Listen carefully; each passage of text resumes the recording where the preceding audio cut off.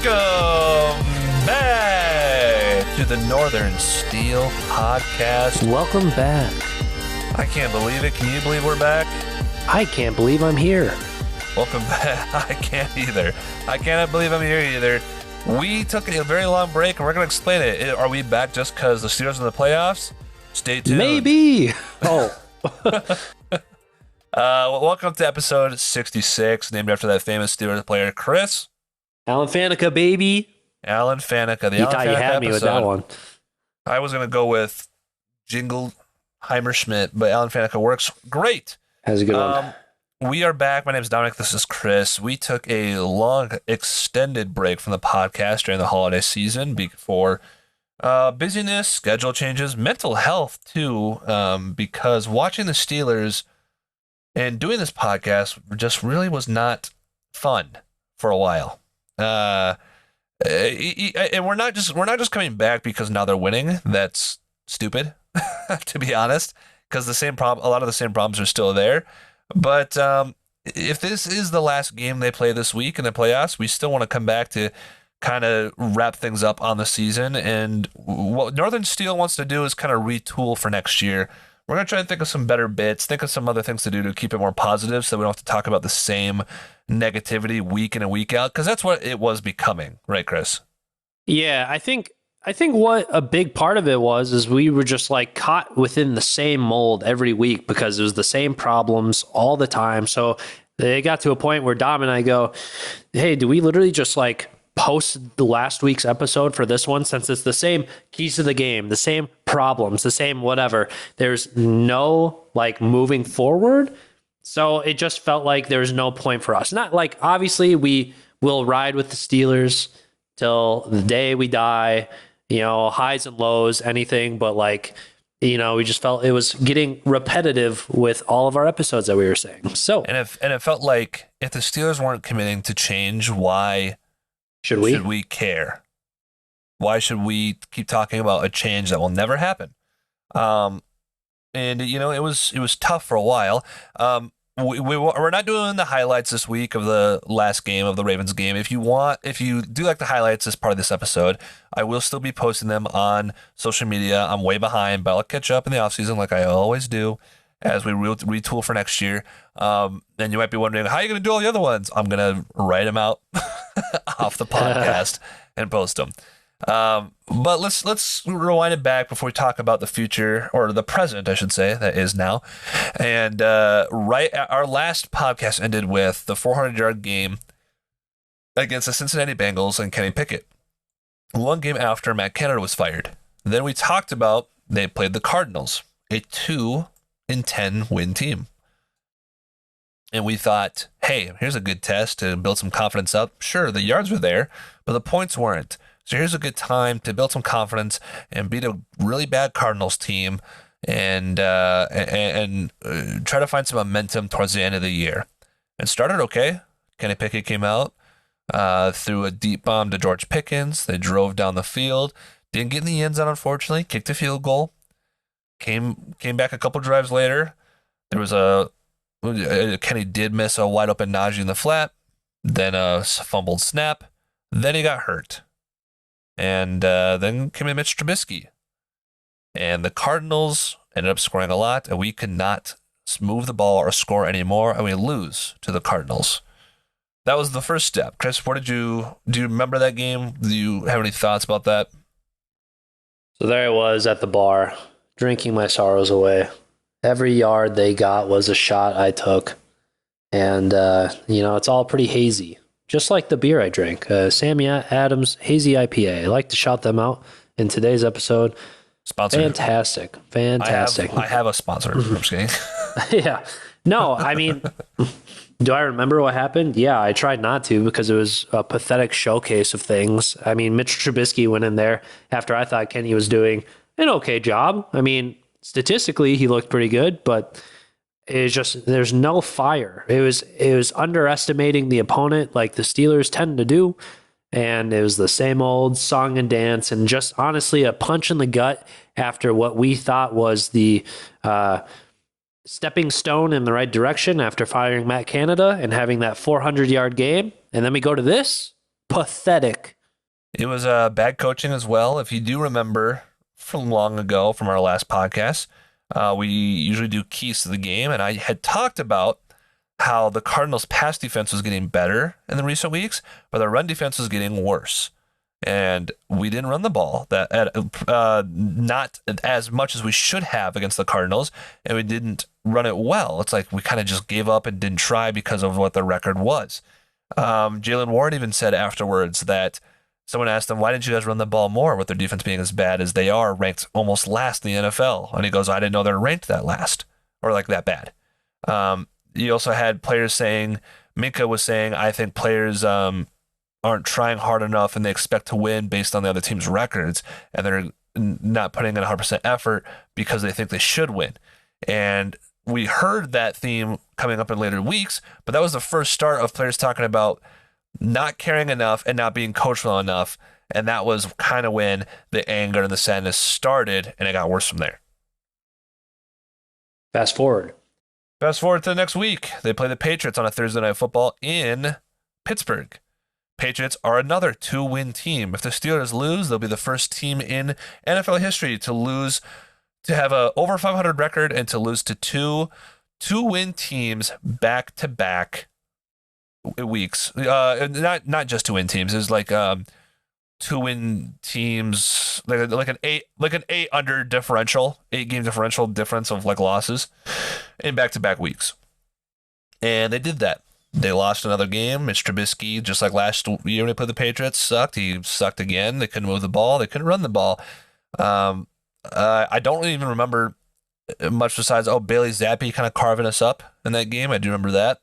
They scored all their points in the first half. I don't think they scored any in the second half as the Steelers tried to surmount the comeback. They had a chance to do so at the very end, and they still couldn't do it. They still came up short because Mitch Trubisky just could not get it done under the 2 minutes to go. And then you heard the same thing from players at the end. We're taking things too lightly.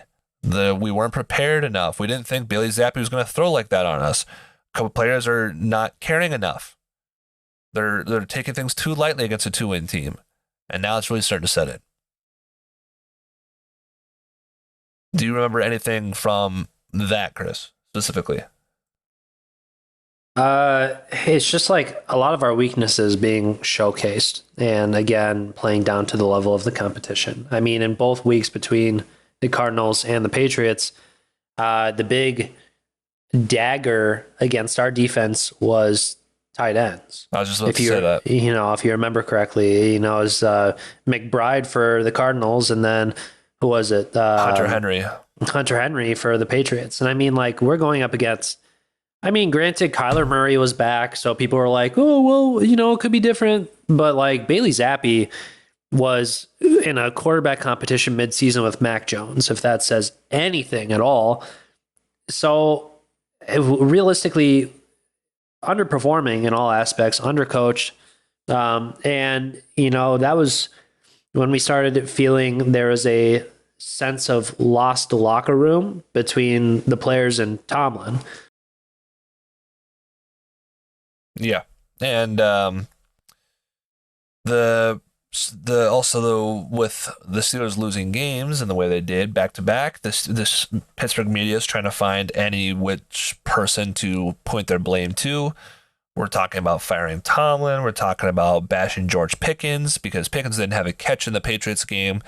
I don't know if he even got a target, and he's looking upset on the sidelines. Other players looking upset. Other players again are saying that people aren't trying hard enough. They assume it's Pickens. We started hearing a lot of George Pickens BS out there. BS because, to me, the problems were far more than George Pickens wanting the ball. And we've talked about George Pickens needs the ball because he's a playmaker, and you're gonna get that diva-ness. You're gonna give and take with that with his talents for release right now. But people were on him, talking about trading him, talking about getting rid of him. And that did not stop as the next week they played the Colts in Indy. In a game where playoff implications on the line, you really need to win an AFC win. You just lost 2 games back-to-back in terrible fashion. They come out looking hot. They score a touchdown. They're up 7-0. They block a punt, score another touchdown. the extra point, I think, up 13-0. But things are looking good. This might be the time where they find back on track. Then the Colts score 30 unanswered points. And the Steelers lose 30-13.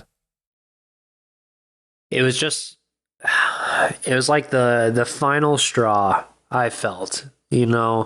After a horrible display against mediocre teams, at least, against the Colts, they had a pretty decent season considering all that they went through with quarterback changes and everything. And they were right there towards the end of the season of being a playoff team. So if anything, this was a great game to win and to show that you're still about it. But like you said earlier, a 13-0 lead going in there and then to just fall apart and not score a single point after that and lose by, 20 points just about? 20, yeah. 17, yeah. It was so bad. People gave up, and it was just, again, the reoccurring theme of the last few weeks. More George Pickens drama because he didn't block well enough on a Jaylen Warren run. And Warren talked about that on his thing. We're still talking about Tomlin being gone. I want all the coordinators to be gone. Look, at that point in the season, they're 7-7 now. They have 3 games left. I don't think they're going to win another game the way they're playing. They look like a team that's given up. They look like a team that doesn't believe in the message that they're being coached by Tomlin anymore.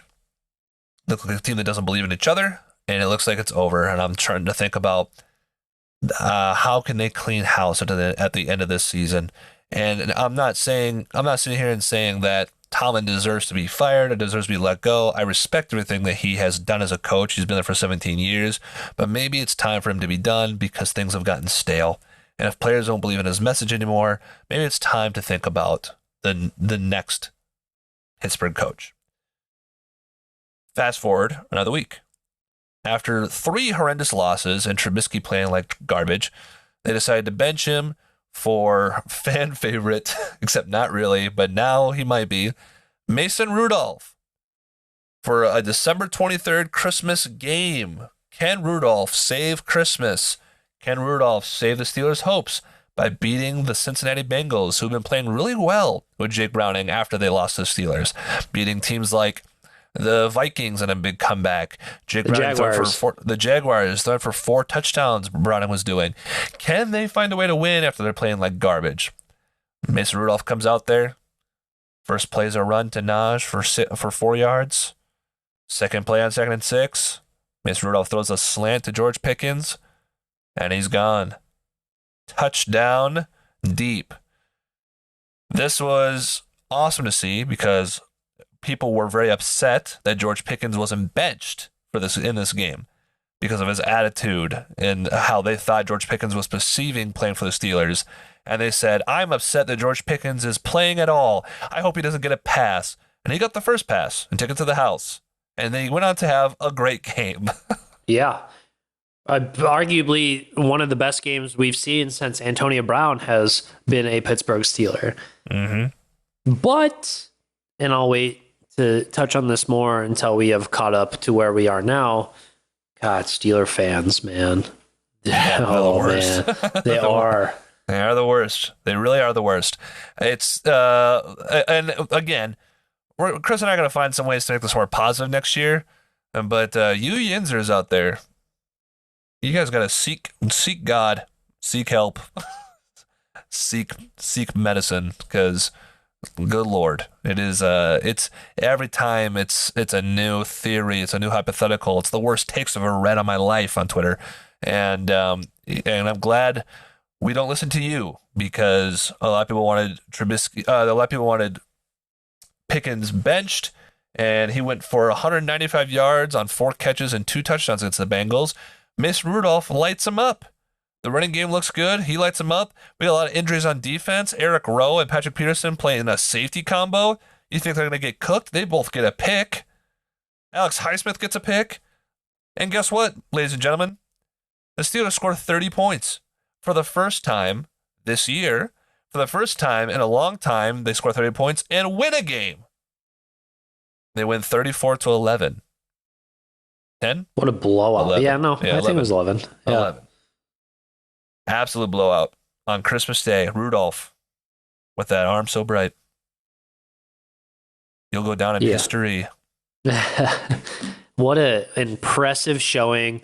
What a perfect time for Rudolph to shine, judging by his name and the holiday that we were surrounded by. What a great gift to all Yinzers out there, because this was long overdue. I believe the 2020 season was the last time we scored 30 points in a game and came away with a victory. The fluke 11-0 season. Yeah. So, this felt good. This felt like we are finally taking shots.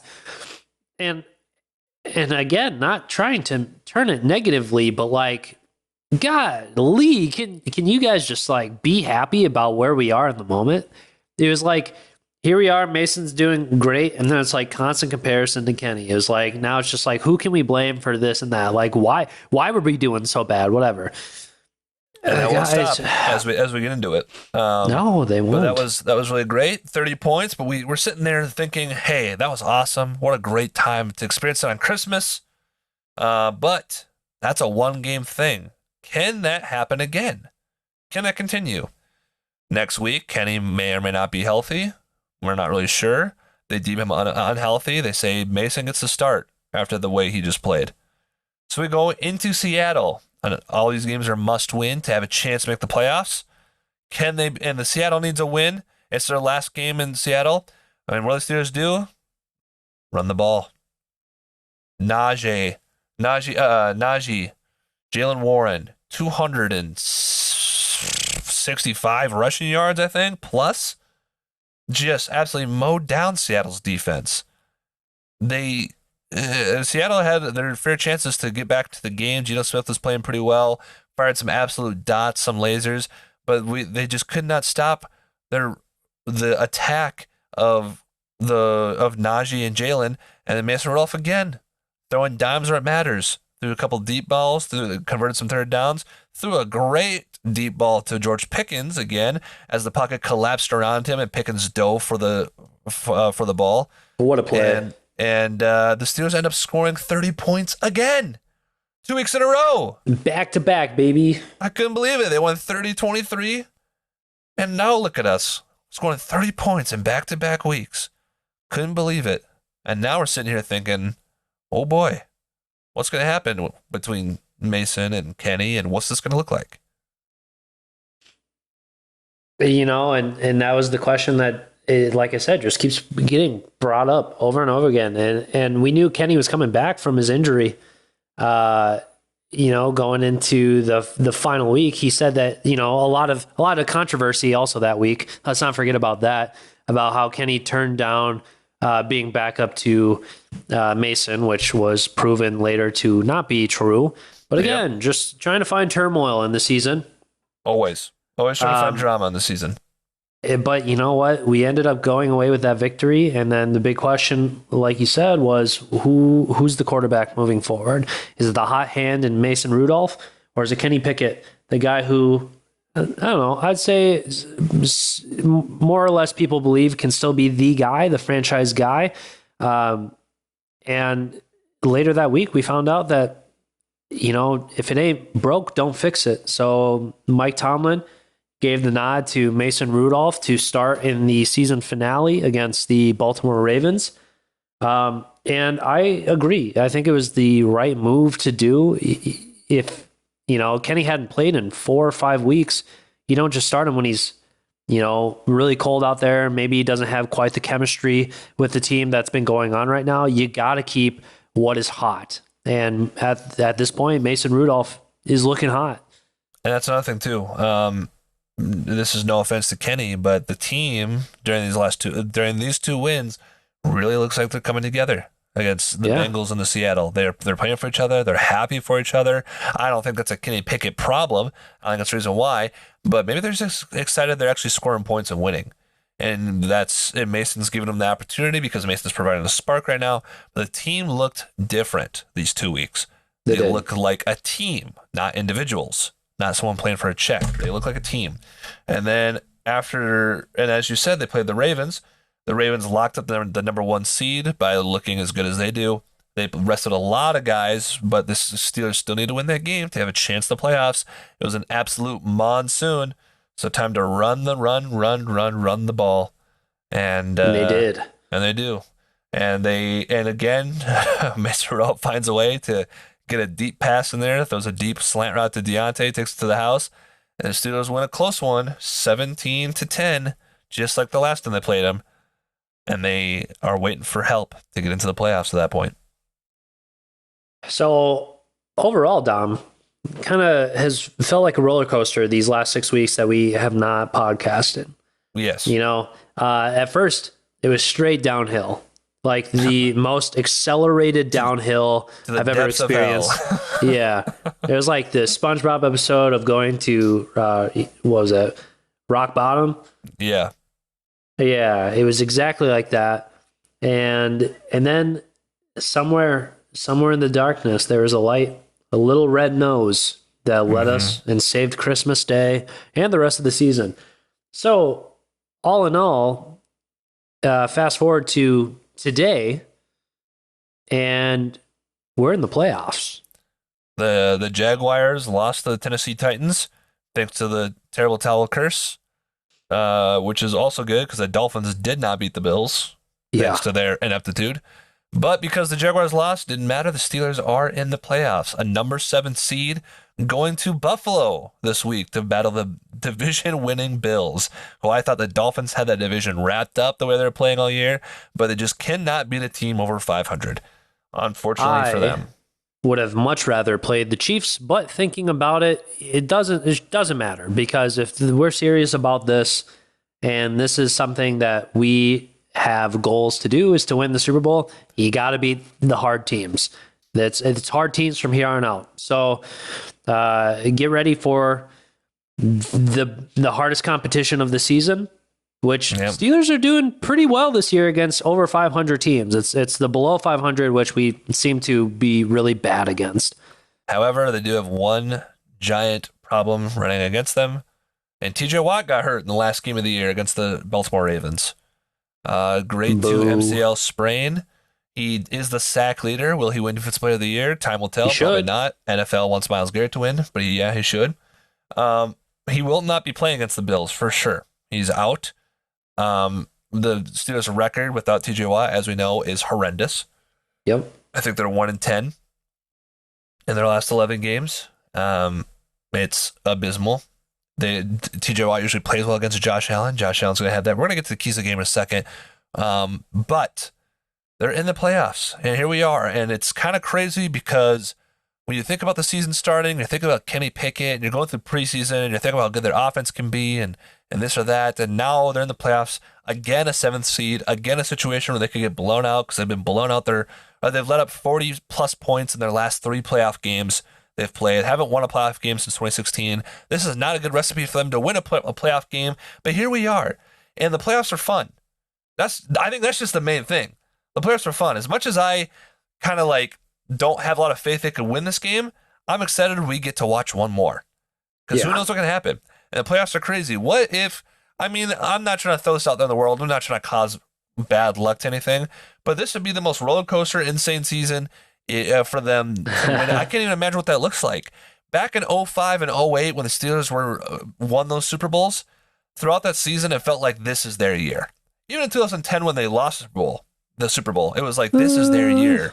You could feel it. You could 2005 after when they started winning on their winning streak. Yeah, for sure. It felt like this because it felt like the hero story. It felt like this is their year. They're going to do it. 2008, it felt like they were just dominant on defense. They can do it. 2010, it felt like they can do it. This is who the Steelers are. This is the NFL is a game and everyone else is playing it, but it's the Steelers' time, right?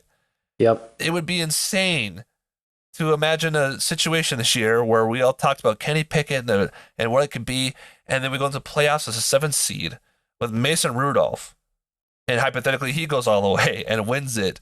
Mason Rudolph, a Super Bowl champion, would be absolutely absurd.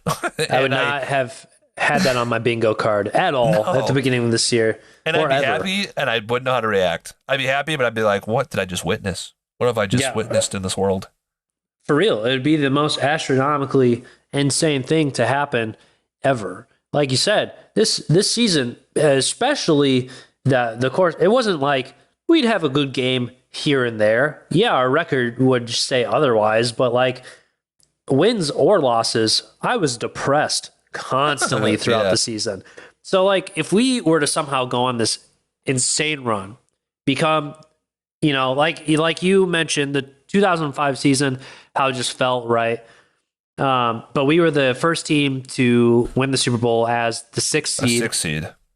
But now we have the opportunity to do something even greater since the playoff rule change. We are going into this as the seventh seed.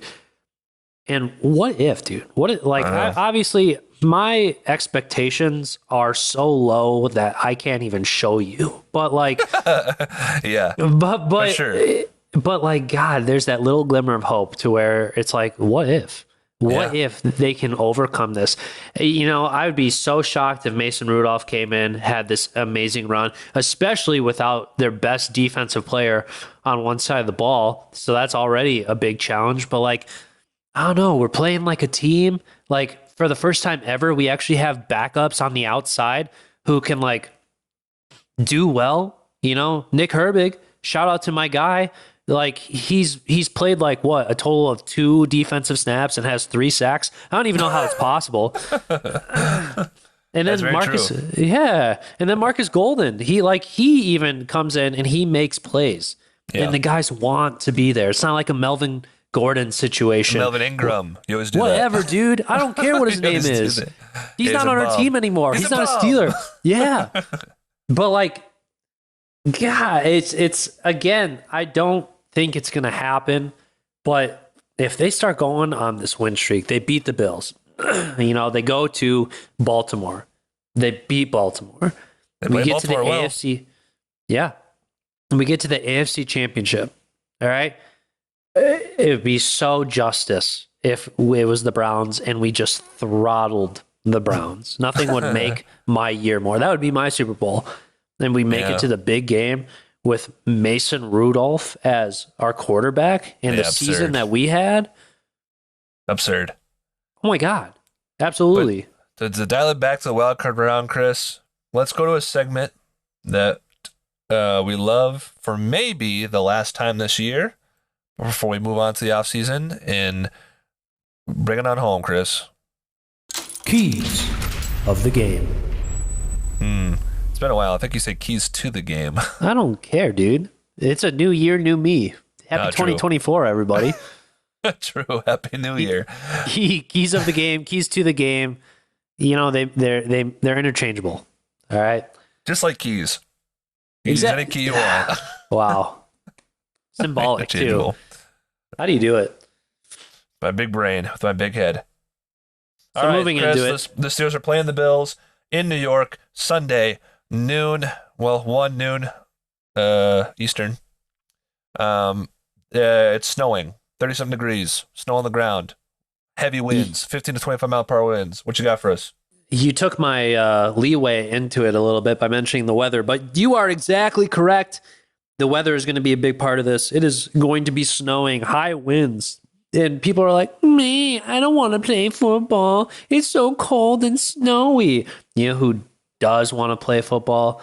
The Pittsburgh Steelers. This is the time. This is their kind of weather to be playing. This isn't anything new to them. They are right in Pittsburgh where it gets cold, where it gets snowy. And you know what happens when it's cold and snowy, Dom? No. You put on your snow tires. Oh. And you run that football. The Steelers have been, I don't know the exact numbers. I'm not going to lie to you right now. Top 5 since about week 9 of the NFL in rushing. Najee Harris and Jaylen Warren have taken the world by storm. Winter storm. No, I'm not going to go into that one. But honestly, they have complemented each other so well. If there's an identity that Pittsburgh has found, it has been within the running game, the ground pound, and what a tag team that they are, So I think this is the perfect opportunity to play off of your strengths and to run the ball, pound it through the line, down their throats. This is the game to do so. All right. I expect big things coming from Najee, especially with like the weather and everything and how you have to be physical. Jalen is so good. He is shifty. I don't know how that's going to play out with the snow and being able to juke guys out of their cleats, but who knows? Maybe they'll be slipping and sliding, and I'll be dipping and diving. Hello. Yeah. Hello. Number 2 thing that we got to bring up. Josh Allen, if for those of you that do not know, is a turnover merchant this season. He is giving out the ball to all the boys and girls in need. You know, he's like, hey, you get a ball. You get a ball. I don't want it. You know, he's just turning over left and right. He's a good quarterback, and it shows by the record and his stats. But like, wow, the turnovers are not his friend this year, and this is something that we must capitalize on. Granted, being able to force a turnover is one thing, but being able to score and convert off of these turnovers is going to be the biggest thing in this game. As noted last week, when Buffalo played Miami, what was it? They had 4 red zone turnovers. Well, they weren't all in the red zone, but yes, 4 turnovers in scoring position. It was 2 picks in the end zone. They ran out of time at halftime, which I consider a turnover in scoring position, and they fumbled the ball at like the 26-yard line. I'm sorry, but most people, when they lose the turnover battle, you lose the game. The Bills do not. They are a high, strong-powered offense. If you give them the chance to stay in the game, believe me, they will. So we have to convert off of those turnovers, score points in any capacity. We have to be able to force those. And this is going to be a big game for our young guys and the new players on the edge. We obviously have Alex Highsmith. I'm not worried about him. His pressures were like, I think he had like 69 QB pressures this year. Maybe not have equated to sacks, but like, good God. That matters, right, Browns fans? Maybe he should be Defensive Player of the Year. But but it's like you see how it affects the game, and now we have Nick Herbig and Marcus Golden on the other side. You know, I don't anticipate a lot of throwing in this game, but if you do, you got to be ready. JPJ is going up against Stephon Diggs, so that should be a good matchup. You know, it's just kind of figuring out a plan, being able to contain Josh Allen, you know, figuring out the right defensive scheme for him so that way he doesn't go and sprint for 100 yards on us, but also making sure to keep him in the pocket and hopefully collapsing that pocket so that way he's in trouble. Yeah. Dom, what do you think? Yeah, I gotta agree. I want to point out that last year the Bengals played the Bills in the divisional playoffs, and that was a very snowy game as well, a game that I thought the Bills would win because it was so snowy, and the Bengals thwomped them. The Bills had a lot of excuses about, like, they were more prepared to play in the snow than we were, even though they should be prepared to play in the snow. Regardless, yeah, the Steelers are going to run the ball. They're going to play with that. Mason Rudolph's got to find a way to keep doing what he's been doing, managing, but managing third downs, but also big time plays and to get into the guys that matter most. Pickens got the star treatment against the Ravens. I imagine he's going to get that again. Maybe this is a chance for Freiermuth to shine more. Maybe this is a chance for someone else, maybe Screens or Calvin Austin. Who knows, right? But Pickens he's getting the star treatment, deservedly so. Like you said, Josh Allen running the ball scares me. You're going to need some kind of spy on him. He runs the ball a lot, and he's big, and he's fast, and he is able to get a lot of yards. You need somebody on him. With Minkah Fitzpatrick coming back, I think this is going to help a lot. And DeMonte KZ off of suspension is going to help. The receiver I'm worried about the most isn't necessarily Stephon Diggs, even though he's a great route runner, and that seems to be JPJ's problem right now. Remember, everyone, he's a rookie. Hopefully he gets better at that in the future. But extreme route running is a problem right now, and Stephon Diggs is one of the best. But I still am more worried about Dalton Kincaid, as we mentioned earlier, when McBride and Hunter Henry and Mo Alley Cox against the Colts had a great game against us too. The tight ends are a problem to cover. And Dalton Kincaid's great, but they also have Dawson Knox still, who they throw the ball to a lot. So they got 2 tight ends. In a perfect world, to me, I know people have talked about Patrick Peterson moving back to cornerback because we're getting our safeties back this week. But Eric Rowe did a pretty decent job. He's slow as molasses, but he does a pretty decent job in zone coverage. And in that sense, I would love to see a situation where maybe KZ plays a linebacker role because he's really good at tackling to help the run game. If you had a linebacker situation of Landon Roberts and KZ as your linebackers, quote unquote, and your safeties is a 3-person tandem, and you can call Minkah whatever you want to call him. But Minkah is stay on Dalton Kincaid, and Patrick Peterson and Eric Rowe are safeties. That's what I would like to see. Who knows if they'll do that way? The Mike Tomlin always talks a big game, but then they kind of do the opposite at some points. I still think they need to clean house on all their coordinators, Terrell Austin included, but we'll see what they come up with. But that's something that I'd like to see happen. I'd like to see them. They have people coming back. Let's use people in a confusing way to confuse Josh Allen. And like you mentioned, man, I mean, he has thrown 44 touchdown passes. That is extremely good, but he's a turnover machine, and you need to get turnovers. We need it. Minkah has been injured a lot this year. He has not had a turnover this year. What a great time to get a turnover would be in this game. We really need some turnovers. We need to control the clock, run the ball. It's a snowy game, and if you want to talk about a glimmer of hope, somehow a glimmer of hope, I think that is the recipe, if they can follow it, to somehow win this game. And then from there, we'll move on. But that would be one way you would see us coming back next week to still talk about Steelers football in a continued capacity. Yes, sir. Yes, sir. Well said. With that being said, we're not going to do game picks. I'm not picking the playoffs. We didn't do game picks the last 6 weeks. Just know that I won. It's all good. Yeah, you won. If you want to see, I'm losing my train of thought here. Well, what a great way to end the episode. One thing I was going to mention too, I know on Twitter it's funny, it's not going to happen, but if you've seen the JJ Watt post, wouldn't that just be, hypothetically, wouldn't that be awesome if he signed for a week to play with the Steelers? JJ I would Watt. lose it. I would lose my mind. I would as well, and it'd be awesome if he just stayed at the playoffs. It'd be sweet. Anyways, if they lose, next week will be a wrap up on the season. We'll talk about talking about what we would like to see in the offseason. It starts with coaching changes, regardless that they made the playoffs, regardless they came back. I still think a lot of changes need to be made. I'd love to see a hire outside of in pretty much all positions, but we'll cross the road when we get there. Thank you for listening to this week's podcast. My name is Dominic. This is Chris. You can follow us on all the social platforms. You know the god dang drill. Chris, you have any last words to say for the people? You know, I don't know. Except for Go Steelers, of course.